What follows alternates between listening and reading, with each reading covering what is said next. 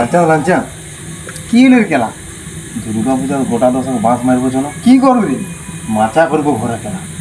চোখ কেন মারি দেবো? তখন মদ খাবো চো খেলা। চোখ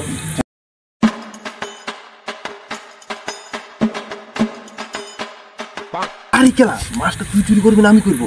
লোক মুখ আছে নাকি দেখি খেলা। না না খেলা আমি দেখছি, খেলা দিচ্ছি আমি এদিকটা দেখছি।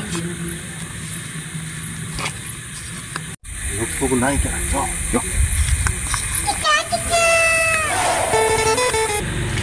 যাই কেলা মাছগুলো যা নামাইলো একটু দেখে আছে তো মারিল নাকি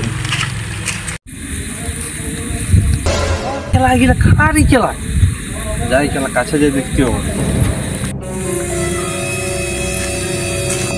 ও তোরা দুজন কাদা করে পড়ু ছুটেছি না ছুটেছি না। হ্যাঁ রে অনুমান নিবে বাঁশ দিলা যে দিয়ে পালাচ্ছি দুর্গা পূজার প্যান্ডেলটা আমার করতে পারে না খেলা। আমার কি এই বাঁশটা দিয়ে করবো? তোদেরকে যদি ধরতে পারতাম আমি বাঁশের ডগটা তোদের পেছানো ভরে দিতাম, দিয়ে উপরে এরকম করে ফের ফেরের মতো ঘুরাইতাম। গাঁড়ে মারাইতে বাঁশ লইতে আসি।